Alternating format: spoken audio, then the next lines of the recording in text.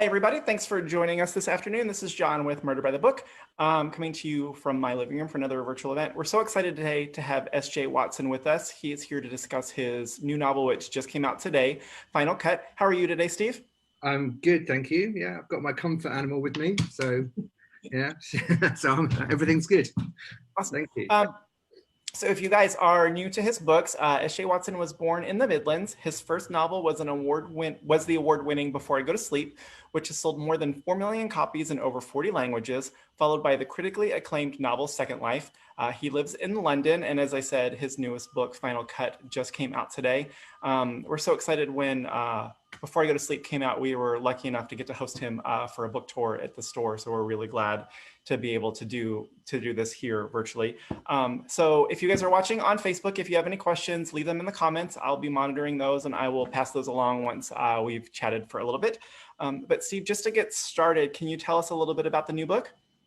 Yeah, the new book, the story follows, I'm going to put her down actually, follows a young and ambitious documentary filmmaker who wants to follow up her wants to make a new project. So she decides that she wants to make a film really about ordinary everyday life in the north of England, and ends up being going to a fishing village called Blackwood Bay to make this film. But once there, she quickly gets drawn into the story of some missing girls that vanished from the area over the past decade. And one in particular, there's a big question mark over whether she took her own life or was in fact murdered. So yeah, so it's kind of a mystery, but it's also very much a psychological thriller, because it's a really hard book to talk about without giving anything away. But she kind of learns, or we kind of learn very early on, that she has more involvement in what has been going on, and maybe what still is going on in the area, than even she herself realized. So in some ways, I'm kind of returning to the territory Before I Go to Sleep. It's definitely, I think, got the same DNA running through it, in that I'm exploring again sort of memory and identity and the unreliable narrator. So that's it really. And I also wanted to mention before I forget, Steve was kind enough to send us some signed book plates. So yeah. When you order your copy of Final Cut, we've got signed book plates to go with those. Or if you order Before I Go to Sleep or his second novel, we'll throw in a book plate for you on there too. So you mentioned with this one, you kind of return to kind of some similar territory as Before I Go to Sleep, dealing with memory issues. What made you decide to want to tackle that again? And were you aware of trying to tell kind of a different story since you kind of tackled that subject before? Yeah, that's an interesting question, because in a way I never did decide. It's almost I'm not going to make it sound accidental. It wasn't accidental, but I think actually every time I sort of felt the book pulling me towards that kind of subject matter, I sort of slightly resisted and tried to take it in a different direction instead, because I think I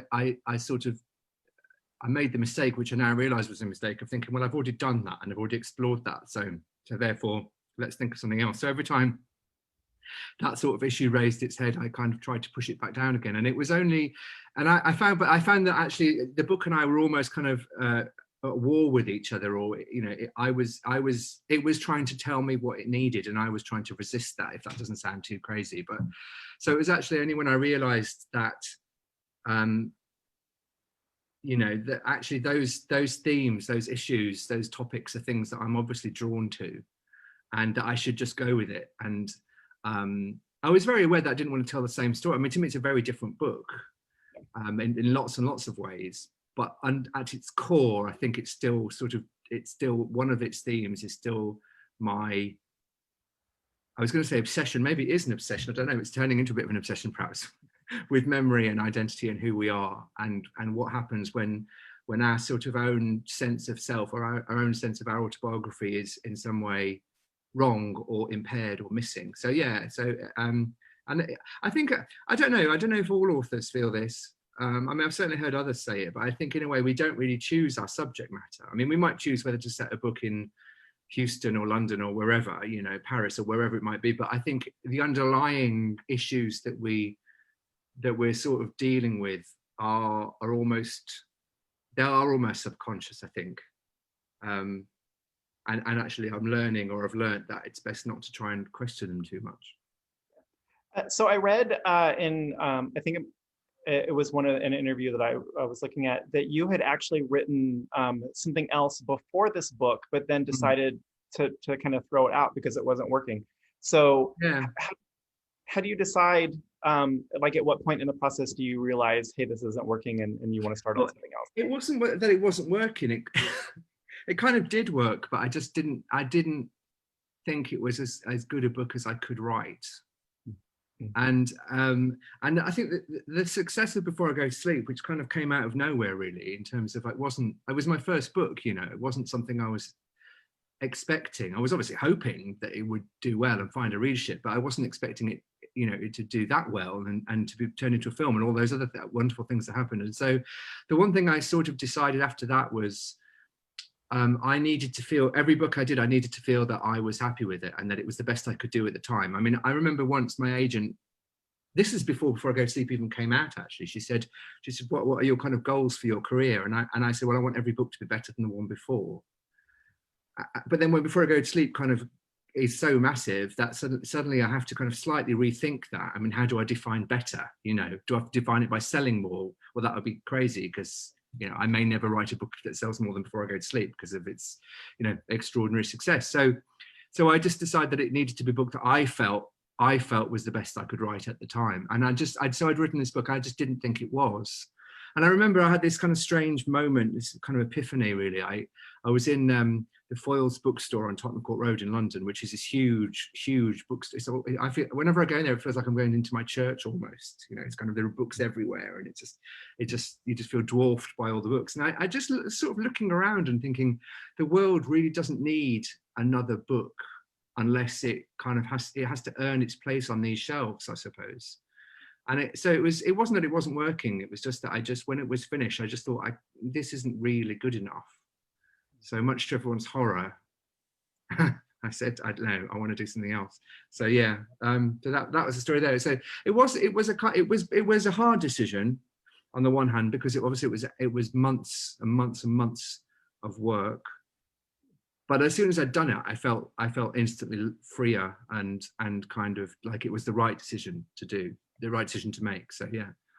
So do you think that other book is something that you'll go back and revisit at some point, or is it just kind of, it's going to sit there and live there? No, I think it will remain in the trash. Oh. The metaphorical trash, if not the actual trash. No, I think partly because yeah, it just feels like something that's done. If you know, I don't know. I'm looking forward, really. I mean, maybe one day, but I think even if I ever even do revisit it, it'll be in I think it will come from such a different direction, or it'll come from such a different place that it will be like rewriting it from scratch anyway. So yeah, I think it will stay where it is now. So one of the things that was kind of amazing about Before I Go to Sleep is you were sort of kind of at the front of the curve of kind of the, you know, psychological suspense domestic thrillers that we see kind of now, and kind of those like kind of big twisty books. Like you kind of, I mean, you hit it before, like I was looking today, like, I mean, your book came out like a year before Gone Girl did.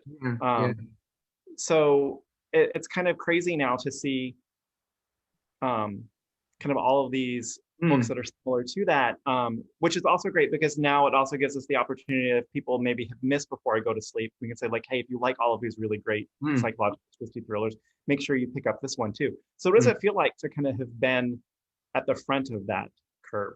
Yeah, it's a weird thing really, because I think it came from a sort of weird place of naivety in my part. I mean, I think if I'd sat down and thought, I want to write a genre defining or genre bending novel, I think I don't know if anyone can really do that. You know, it's like these things happen almost accidentally, don't they? I think it was because I was with Before I Go to Sleep, I think because it was a debut novel, and I was just trying to write the best book I could write. And it sort of evolved into a psychological thriller, because those are the kinds of things I love. I love a twist. I love a character that's kind of, there are big question marks over. I love psychology. I love, you know, when the brain goes slightly, I was gonna say, I love it when the brain goes slightly wrong. I mean, I don't love that in real life, but I love fiction around, you know, based around that kind of thing. And those are the ingredients of psychological thrillers, aren't they? But I never kind of thought of those as in a package as a psychological thriller. So I think I ended up writing just a book that happened to have all those things in, and for that reason, you know, it doesn't have it. Before I go to sleep, in fact, none of my books really have that. The sort of, I hesitate to use the word formula because it's not a formula, and I'm not in any way dismissing people who do this, but it doesn't have the kind of the body on page 5 or on page 1 or whatever, and then the investigation. It's much more sort of, I came at it from a slightly more left field place, and so I think because of that, it was something that people hadn't really seen or hadn't seen for a while maybe, and so yeah. It was a weird thing because, you know, then all these books came as you say on the back of it. You know, you mentioned Gone Girl. I think Girl on the Train was huge over there as well, wasn't it? It was huge here. Disclaimer, which was a big book over here. I don't know if that was had quite the same impact over there, but yeah, it was really. I almost felt like it was kind of a strange thing there because on the one hand I sort of felt like almost the grandfather of these, you know, because a lot of them were debut novelists. Yeah.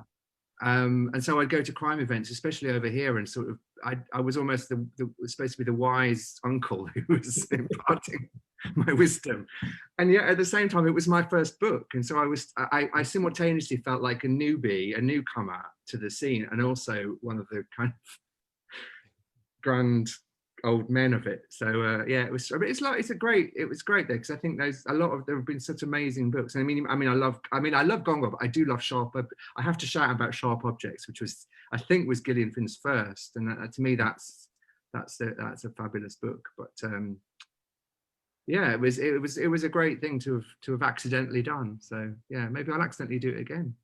Yeah. Yeah, the crazy, like with Gillian Flynn, like we had been big fans of Dark Places and Sharp Objects at the store, like for years when those books came out. And I think like when Gone Girl came out, I think we ordered like 60 copies for her book signing because we were like, oh, this is like what we would sell like for any of her other books. And then we were like, wow, it just went, really judge that. Yeah. And I mean, like same thing. Gone Girl is, sorry, go on. No, go ahead. I was going to say, I think with Gone Girl, what was really interesting was it changes what it is halfway through, which is really quite unusual. And I can't think of another book that does it. You know, it starts off as a kind of whodunit mystery, and then becomes a psychological thriller halfway through. And I just thought that was really clever. You know, it just becomes something totally. You read 2 books in one almost. So yeah. So when you're reading for pleasure, do you read other psychological suspense thrillers, or do you try to avoid them as you're working on something? No, I read really widely actually. So I do read psychological thrillers. I get sent a lot. I don't read all. I haven't got time to read all the ones I get sent, but I do. You know, I have. That's a great perk of the job that I can get to read early. I mean, I read Gone Girl. Actually, no, I didn't read Gone Girl early. I was sent it and didn't read it. Don't tell anybody that. Don't put this out live or anything. No. So that's a great perk. I mean, but it's really interesting reading proofs. I mean, I don't really think about genre when I read. So I will read a book just because something about it has captured my interest or it's been recommended to me. So, you know, I'll read everything from the Booker Prize shortlist to the latest kind of, you know, thriller. And I don't really, you know, I just love books and story, I think. I'm reading a really great book at the moment, which is out in April of next year, or certainly is in the UK. I presume it's around the same time next year, which is called The Lamplighters. So, I mean, that's, and it's interesting because I was sent that book and it hasn't had its jacket. It hasn't got a jacket yet. So I have no idea how they're going to package it. Which is a really weird, interesting way of reading a book because obviously, you know, there's certain visual language around book jackets. They might be going to package it as a psychological thriller. I don't know. It could be a sort of murder mystery. It could even be a love story. So it's fascinating to find out how they're going to package that. But yeah, I read it quite quickly. So back to Final Cut. What were some of the inspirations for the different elements of the book, like making Alex a filmmaker, things like that? Yeah, I was very interested. There were a couple of things really.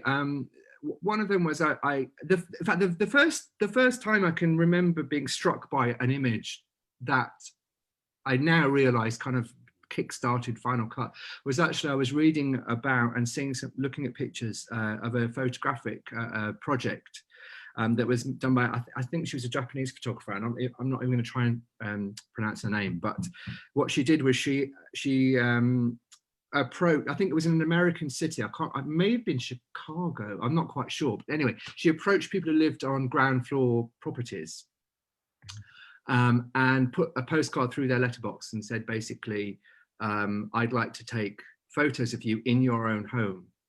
And I will be outside your home looking through the window. So take photos of you through the window. And the rule was that they would be able to see her. So she would stand within the kind of the lit bit of their yard or whatever.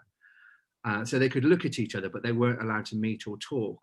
And the photos are really weirdly, they really blur this line between voyeurism and surveillance and portraiture and all that kind of, and ordinariness, I suppose. I'm always drawn to the kind of ordinary in a way.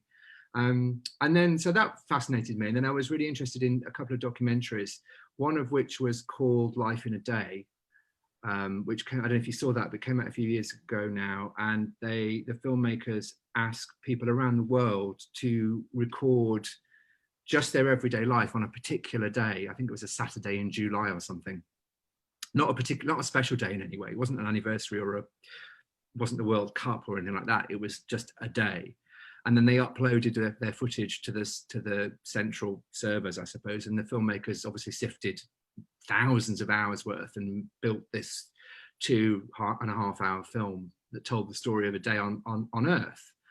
And that really fascinated me. And then there was another one called 3 Salons at the Seaside, which was from I think it was the early 80s, and it basically told the story of women in their going to get their hair done in northern England. So they just put cameras. It was about 40 minutes, I think, of cameras just recording the conversations that these women were having with the hairdressers and with their friends as they were having their weekly shampoo and set. And I just found it really fascinating, because again, it's not really about it's certainly not about hairdressing. It's not even really about these salons. It's about these people and what they do, and their kind of ordinary the dramas that make up their ordinary life. So all those kind of things kind of fascinated me, and I wanted to make a film about a documentary filmmaker who was trying to tell a story of ordinary life, but found through that these kind of dark secrets started to come to the surface. So they were the kind of the things that fed into it, really. And then the more I kind of got involved in the story and working out who Alex, the main character, was and is, I kind of became drawn to. Unfortunately, as you know, if you've read it, it's quite a difficult book to talk about, because I don't. The other thing that she uncovers, yeah, you have to read it to find out what that is. That kind of came to me later and was a bit more of a sort of a deliberate research effort. But when I kind of read about that, I was kind of horrified. Again, this is really weird, not being able to say what it is, but I was kind of horrified because I didn't I had to tone everything down for the book, basically. If I'd have made that sort of stuff too realistic, it would have just been too dark and too unreadable. So it was this kind of mix of all these different elements that I wanted. And also place. I very definitely and deliberately wanted to write a book in which place was much more important than it had been in my other books. Mm-hmm. So I wanted, although Blackwood Bay, where Alex makes the film, is a fictional place, it's based on a real place in the north of England, and I wanted it to feel real. I wanted it to feel as if it was somewhere you could go and get in your car or get on the train and go and visit. And so it's been quite gratifying when people who had read an early copy which doesn't mention the real place, which is called Robin Hood's Bay, I've said it reminded me of Robin Hood's Bay. It's like, yeah, that's deliberate. So it's good. So that was another element that I very, very strongly wanted to bring to this book that I hadn't really done with the others, of place being important. Yeah, I thought that, like you said, it's kind of a hard book to talk about certain elements, but I thought the publisher did a really good job of kind of being able to condense the blurb down just enough to keep you interested, but without giving away much. One of the things I thought was really fascinating about it is the way that Alex goes about making the film, which if you guys haven't read it yet, basically like townspeople are able to record footage and then they upload it, and she can kind of sift through it, make some of it public, make some of it not public for use later. Kind of really mimic kind of social media. And I think that you really kind of touch on some elements of, what we post, like what do we have around consent for posting, images of other people, stuff like that. Is that something that you intentionally wanted to touch on? Absolutely, yeah. I mean, that was the other thing that really came to it, because it does really fascinate me, because I'm a bit older than you, but I remember when I was when I was in my 20s or whatever, and I went on holiday, I would buy a film for my camera, and it would have 36 shots on it. And if I was going on a 2-week holiday, maybe I would buy 2 films for my camera, but now I can get through 36 shots in a day, and not even a particularly exciting or interesting day. So rather than 72 photos a year, it's I don't know how many.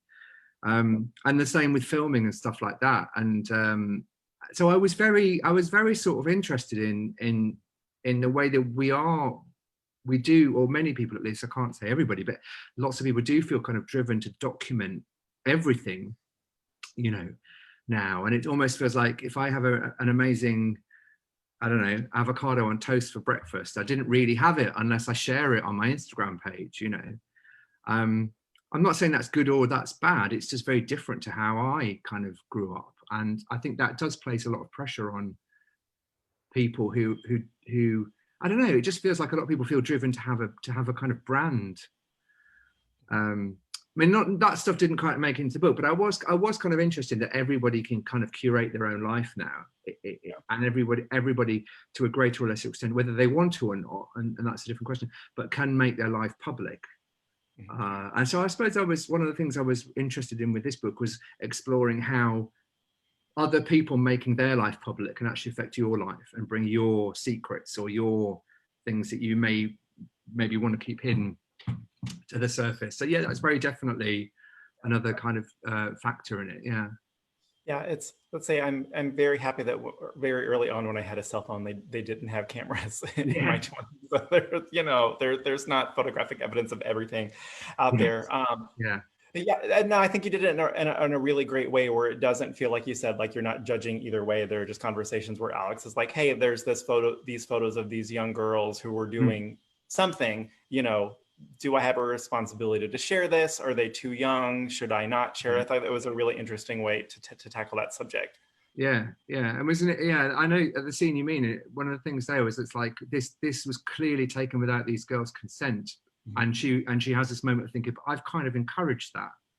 And is there anything wrong with that? I mean, I don't have any answers. I'm just posing those sort of questions. Yeah. So I got a couple questions from the comments. So Alexandra Burt, who is a fellow writer who lives here in Texas, asks, have you examined your life as to why memory and identity is such at the core of your writing? I've tried, but I think I've probably failed. I don't know, really. I think I don't know. I think maybe because I do feel, maybe everybody, I mean, I don't know how everyone else feels. Maybe everyone feels this, but I do feel that there have been certain stages of my life, and my identity has gone some quite rapid shifts, as opposed to, I think everybody must be aware that their identity changes gradually. But I think in my case, there have been a couple of really quite rapid things. I'm talking specifically about, when I came out as gay, and so, up until that point, I feel like I was one version of me, and then that quite quickly changed, and I had to be somebody else, and I became somebody else. So I think I'm kind of, that may be one of the reasons it's kind of fed into this sense of identity. And I'm also somebody, I definitely had a working class background, but there's no way I can call myself working class now, absolutely no way. So that's another kind of rapid shift in identity. So I think that's one of the kind of ways that I think I'm interested in identity. But to me, that then just ties in with memory. I can't, but yeah, I mean, the answer to the question is I don't really know why I keep being drawn back to this kind of thing. Yeah, I'm not sure. but I've learned to sort of not question. I think there's obviously something unresolved in me I'm trying to work out. I'll take it to a therapist maybe. So Jennifer asks, what kind of research did you do into memory issues for this book? With this book, yeah, it was a lot of internet research, a lot of reading papers. I have a scientific medical background, so I'm kind of used to reading scientific papers. So, you know, I subscribe to the New Scientist and things like that. So, yeah, but reading a lot of cases as well, because I think what's really important to me in my work is it's not really dry kind of regurgitation of the facts of the various conditions, but actually I'm interested more in how people experience them. So, you know, I was reading a lot about derealization and depersonalization and PTSD and things, but yes, I do need to go to the sort of medical sites and find out or get an understanding of what these things are and what causes them, and why they kind of exist as sort of defense mechanisms. And that's what really fascinated me. They kind of exist as defense mechanisms to kind of, as did the amnesia in the first book. I don't think that's giving anything away to talk about that, but it's her way of defending herself, her psyche, if you like, from this terrible thing that had happened. But I also wanted to read people's real life experiences and how they describe these sensations and these things that they were going through. So yeah, a lot of reading online. I didn't speak to anybody who suffered these kind of things, not knowingly anyway. Yeah, watching documentaries and things like that. So yeah, I think it has to feel. I think I know when I've done the right amount of research, when it no longer feels like I'm reading about a medical condition. It feels like I've gained an understanding that these things. I mean, I actually wrote in my notebooks, you know, none of these things fit into a neat diagnostic pattern. You know, if you look at especially any condition to do with the mind, it's very rare that these things fit neatly into, well, you have this and you have this and you have this, and it manifests itself in this way, and you'll suffer this for this many days. You know, it's never that simple. It's always a bit of a mixture of different things. So when it feels real and it feels it's coming from a character's own inner self, then I know I'm kind of ready to write it, I think. So when you start a book, do you start with, do you have a plot idea in mind, or do you start with the characters and then the characters drive the plot? It's changing with each book. I'm becoming more and more character driven, I think. I mean, Before I Go to Sleep was an interesting one because I suppose that kind of started with a plot idea, really, because the first image, or the spark for that was the image of a woman looking in the mirror and not knowing who she was, or rather knowing, or not seeing the person she expected to see, you know, not seeing herself at the age she was expecting. So that's a plot point, really. And so I then had to kind of work out who she was and why she was in, and how she was in that situation, and what had really happened to her and everything. So for that, the plot came first. I think with this book, Second Life is kind of probably half and half. But with this book, with Final Cut, yeah, it was really the character. It was. I mean, I knew who she was and where I wanted to send her, but not what she was going to do up there. I mean, I knew she was going to be making a film about everyday life, but I knew that wasn't going to be the book. There had to be something else. So the plot, the story came sort of out of that. But the two things are kind of running simultaneously for me, because one informs the other. But I've kind of learned that there's not a lot of point in I think there's not a lot of point in having a character and then deciding what has to happen to them, because what I found in the past is that the character will say, well, I'm not going to do that, which is kind of weird, because I'm supposed to be in control, but I'm supposed to be the boss. But if a character just goes, I'm not doing that, then I just find I can't write the scene. So they end up winning in the end anyway. So it's kind of a symbiosis. I'm glad you mentioned that scene early on in Before I Go to Sleep, that scene where the main character, you know, in her head, she thinks that she's in her 20s, and when she like reaches down to like turn on the sink and realizes that her hands are like older than they should be. That's still like one of my favorite openings. Like when I'm selling a book to customers and just say like, look, this character has memory issues. This happens like early on, and people are like, sold, give me the book. That's still just so good. Thank you. So Andrew asks, after Before I Go to Sleep was adapted as a film, would you say that you now approach your writing with more of a cinematic mindset? Um, I think I do, yeah.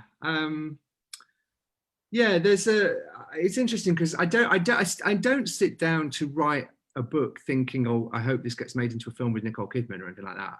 I mean, it'd be great if it did, but I don't. Still isn't how I approach it, because I think you can always tell when an author is kind of has half an eye on the film deal, or the TV deal. But I think something happened. I was on the set for Before I Go to Sleep, because they couldn't keep me away because it was just so exciting. But I remember I was there the one day, and I don't know if you've seen the film, but there's a moment in the film where the characters Nicole Kidman and Colin Firth have a moment outside the house, and it's tipping it down with rain, and it's very sort of dramatic, and she's soaking and everything like that.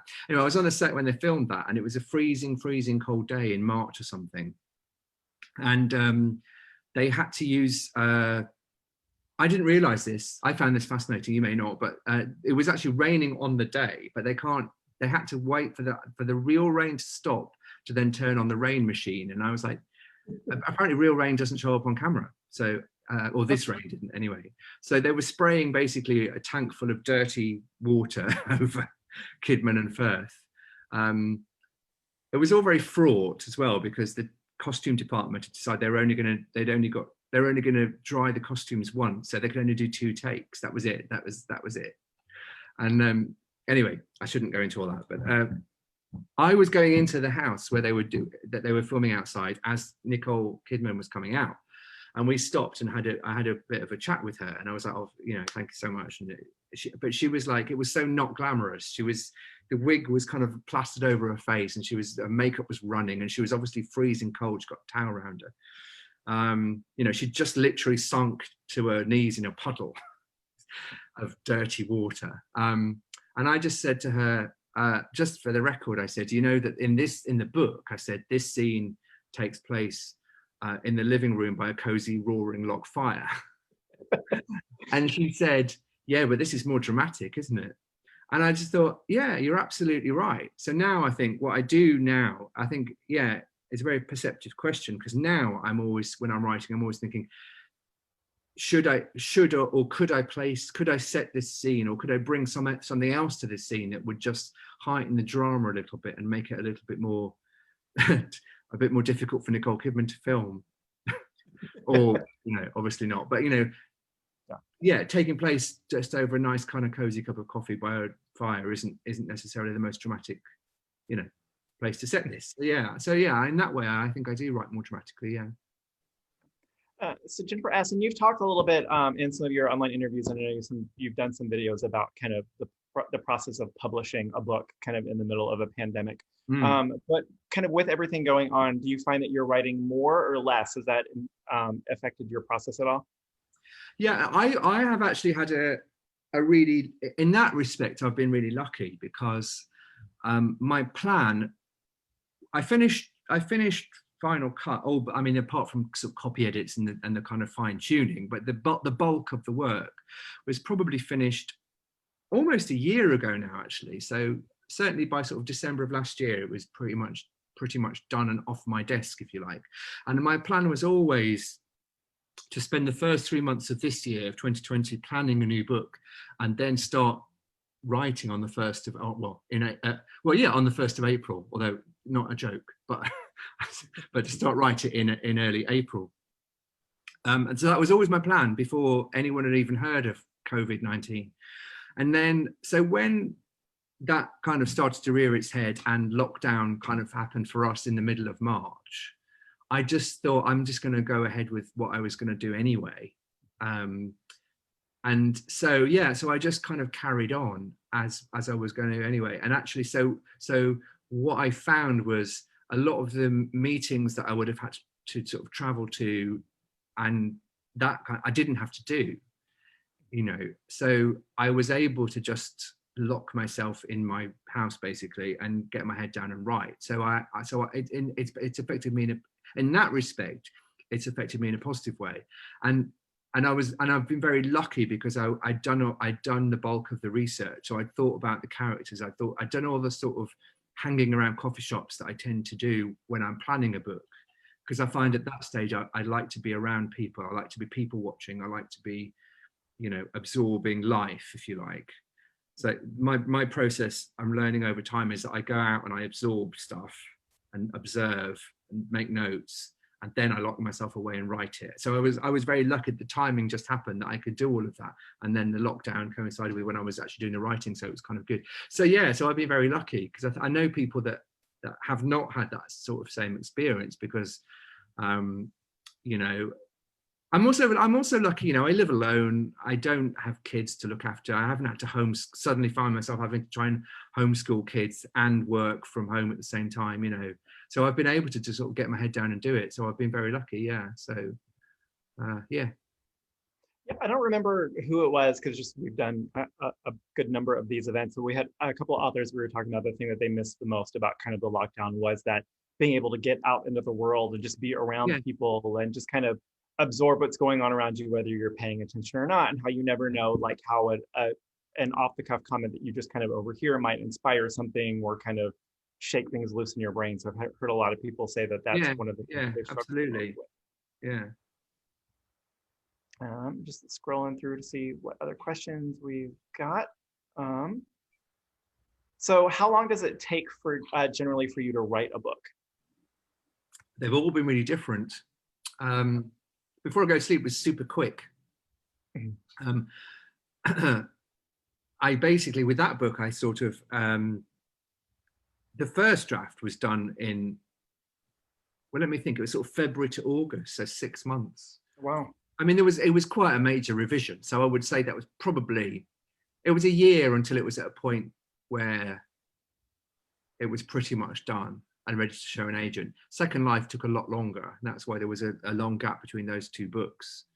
And I mean, looking back now, I think that was partly, if not completely, because the success of Before I Go to Sleep kind of threw me. I think at the time I didn't realize it threw me. I thought I was handling it all really well. But, you know, looking back now, I mean, I didn't go off the rails. I didn't, you know, develop a drug habit or start, I don't know what, but, you know, looking back now, it really did affect my ability to sit down and write. And yeah, so, with Final Cut, once I'd scrapped the book that I decided I needed to scrap, yeah, this took maybe 15 months, maybe a year and a half. So a little bit longer than Before I Go to Sleep, but still, you know, quick compared to Second Life. And you know, and I hesitate to talk about the new one that I'm working on at the moment, because it's still at that stage where I might look at it tomorrow and think, oh, this is rubbish. I don't think so, because at the moment I kind of like it, but you know, but if it does end up working, and it's, you know, there's room for optimism there. It will be super quick, because as I say, I started writing it in April, and it's kind of pretty much, well, 80% done, I would say. So watch this space. Ask me again in a year's time, and if I'm here talking about a different book, then book 4 was really quick. Well, so Anne asks, what have you read recently that you would recommend? Book I'm reading at the moment, as I say, it's called The Lamplighters. It's not out until next year, but that's really good. It's by Emma Stonex or Stonex. I'm not sure how you pronounce it, but that's out next year. It's very good. I'm reading a lot of Will Carver's books at the moment. I don't know if he's big over there, but he's a crime writer over here, and he's doing some really interesting work. I'm a big fan of Chuck. Is it Palahniuk? I've never actually said that word out loud, I think. Palahniuk, yeah. And Will is kind of, he's the British Palahniuk, I think, so at the moment. So his last book is called Death Trip at Hinton Hollow or something like that. Yeah, Hinton Hollow Death Trip. Yeah, Hinton Hollow. Yeah, I really like that. Hinton Hollow Death Trap.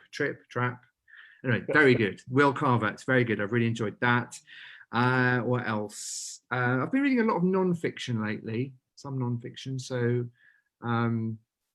yeah, but this is when my mind goes absolutely blank and I can't remember a single book I've read. But those two, The Lamplighters, which is out next year, and Hinton Hollow Death Trip. yeah, I would recommend. And so kind of sort of going with that, Jennifer asks, who are some of your favorite authors or authors that inspired you to want to write? Yeah, well, wow. I mean, one of my earliest kind of books that I read and thought I want to do that one day was Tolkien. So Lord of the Rings.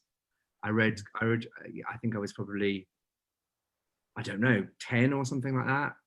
And I just remember being completely transported by that. And that was one of the first times I can remember thinking, yeah, this is what I want to do with my life, which is kind of weird because I haven't gone on to write fantasy. And I don't even really read fantasy, actually. I don't read fantasy, not through any kind of like decision. I just never have. I haven't picked up fantasy for ages. So, but yeah, that was one of the books. And then I went through my kind of Sylvia Plath stage in my teenage years of, you know, all of that kind of being obsessed by her poetry and the bell jar. So I wouldn't necessarily say she was an inspiration, but she's definitely been she was definitely sort of one of the wayposts on my journey. And then I picked up The Handmaid's Tale probably 20 years ago now, maybe, with no real idea, shamefully, but I never studied literature, so that's my excuse. But shamefully, I have no idea who Margaret Atwood was. I'd heard of the book, but didn't know anything about it, and just picked it up and read it, and was so struck. I mean, it's not my favorite Atwood even, but there was something about that when I finished it, I remember really thinking that kind of reconnect, because I was working in the health service over here in the UK then. And so the writing was kind of receding year on year. It was receding, being more and more of a hobby. And my childhood ambition, which had always been to write a novel, was becoming less and less, looking less and less likely. And that was the book that I really sat up after I'd read The Handmaid's Tale and thought, do I want to do this or not? Because if I really want to write a book, I need to do it. I can't just talk about writing for the rest of my life. I can't just tell people it's an ambition. I need to actually put pen to paper. So that was a book that was you know, really, and it's still, you know, I still one day would love to be able to write like she writes, because it's just so rich and evocative, and without being, it's also so sort of razor sharp and just funny, and yeah. So in a way, she's still one of my inspirations. And then in terms of like from the crime psychological thriller world, maybe like something like Rebecca, I still return to as being, to me, that's the perfect combination of really beautifully written and a really great story. And I think that's still my kind of, I don't have it pinned above my desk, but that's what I would have pinned above my desk, of my kind of goal of being able to write something that's beautiful and the language in it is beautiful, but also has a really good story and really good characters. So yeah, so there's some of my favorites. It's been really fun in the last couple, like, year or so to see so many people are kind of doing that kind of Daphne du Maurier Gothic suspense stuff again, Yeah. kind of, which we're big fans of at the store. So it's been great to have some books like that out there again. Yeah. So Andrew asks, would you want to write in another medium like script writing? Yes, I would.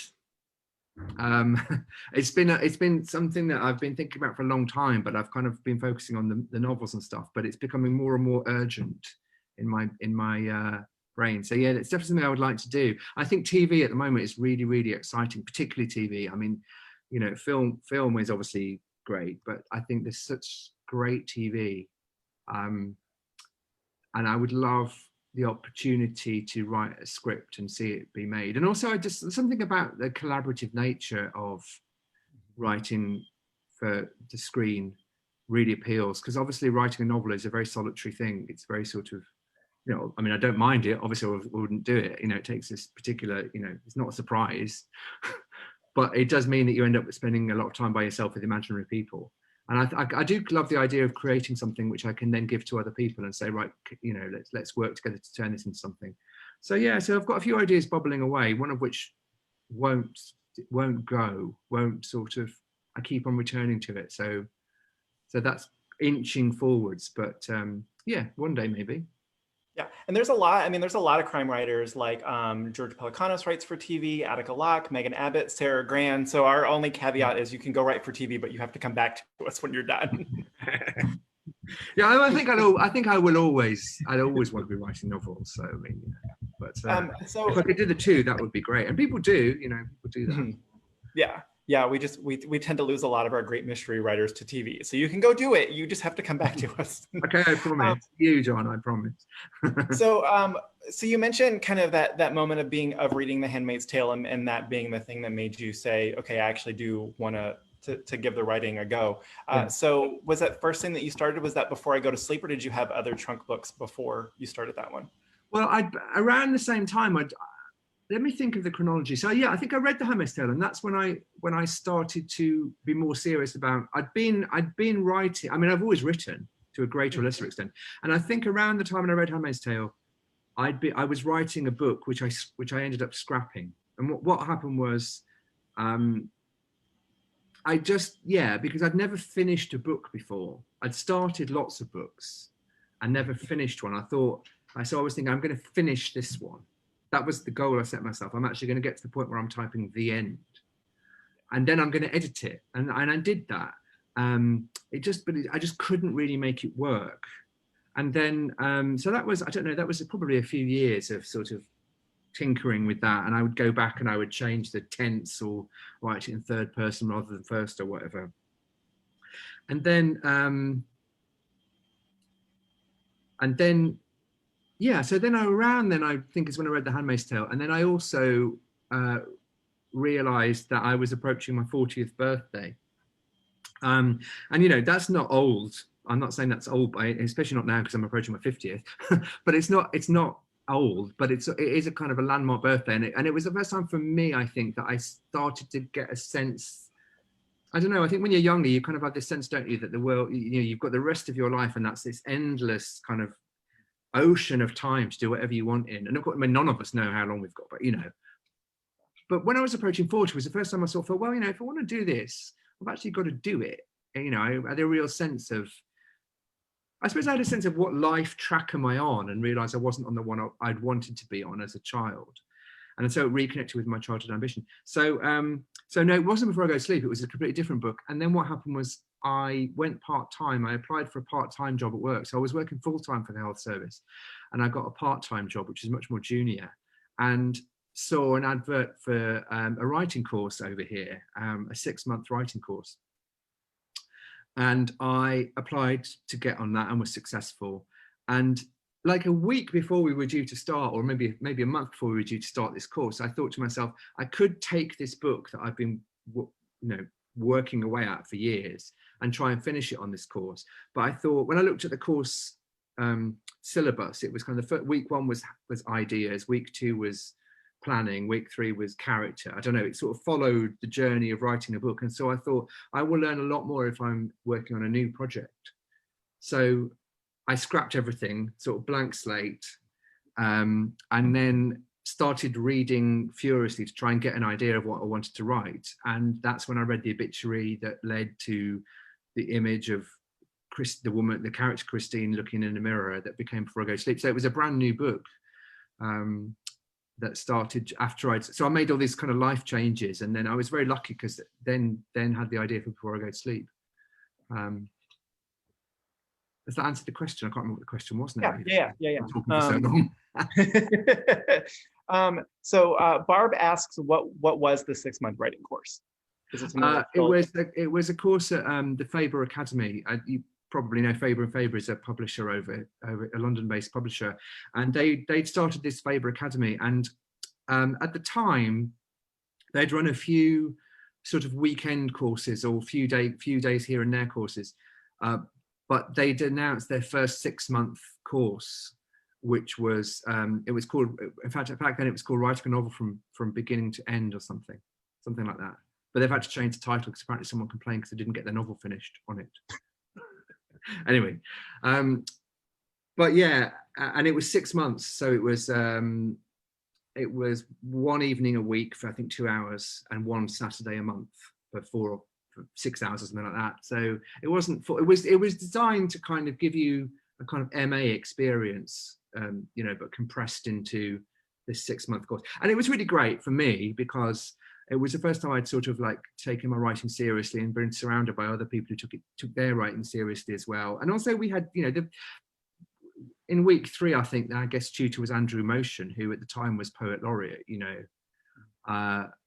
and we had some great writers who came and just talked with us for an hour here and there. So it was a great exposure to different genres, different writers, different people. Yeah, so it was good for me. It was the right course at the right time. And they're still running now, and it's had something like, I think it's had like, I was the first person to get a publishing deal, but it's now, and I suppose it's nearly 10 years. Yeah, it's 10 years it's been running now. It's had something like 70 or 80, probably more now actually, publishing deals, some of which have gone on to be huge successes.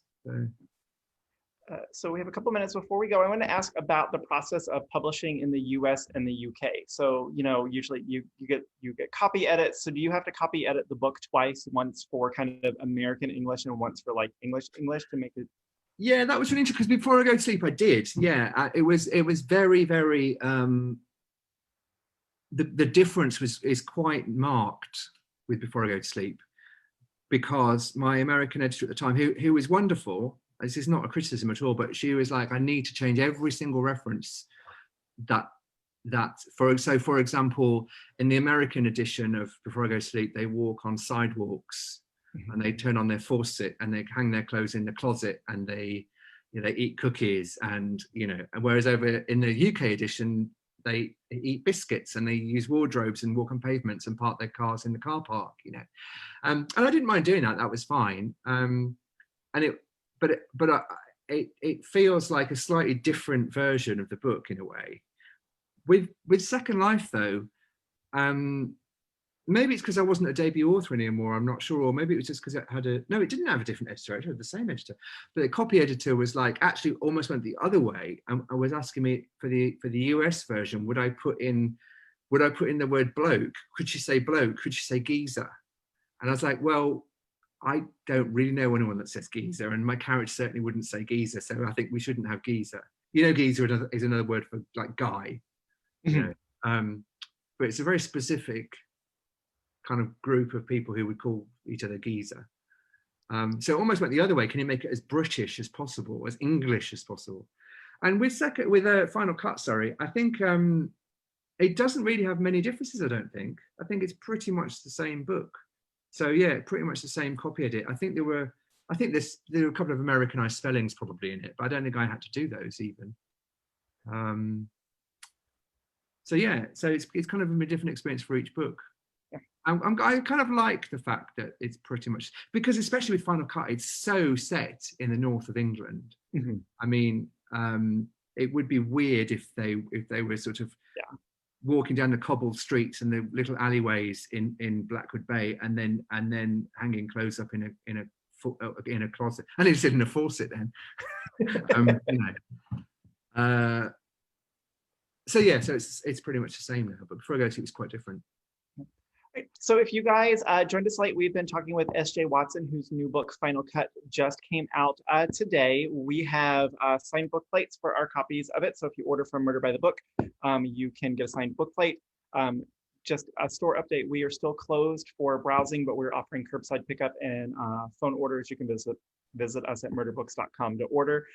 We will be announcing later on in the afternoon what we're going to do with Hurricane Laura heading our way. I think we're going to be closed for a couple of days, but you'll get all that information on Facebook in the next probably couple of hours. If you missed the start of the event, Facebook will archive it and you'll be able to watch the beginning of it once this ends, or we'll also upload it to the store's YouTube channel in the next couple of days, so that way you can watch it and share it there as well for people who are not on Facebook. Steve, thank you so much for joining us. I'm so sorry we weren't able to do this here in Houston. Well, me too, it's a great time. Last time I was over there, I really enjoyed Houston. So yeah, it's such a shame, but thank you for inviting me. Yeah, of course. So, next time you have a book out, you open invitation anytime you're in the US. We'd love to have you come visit us and hang out. So congratulations on the new book, and we will see you soon. Thank you very much. Cheers. It's been great to speak. Thanks.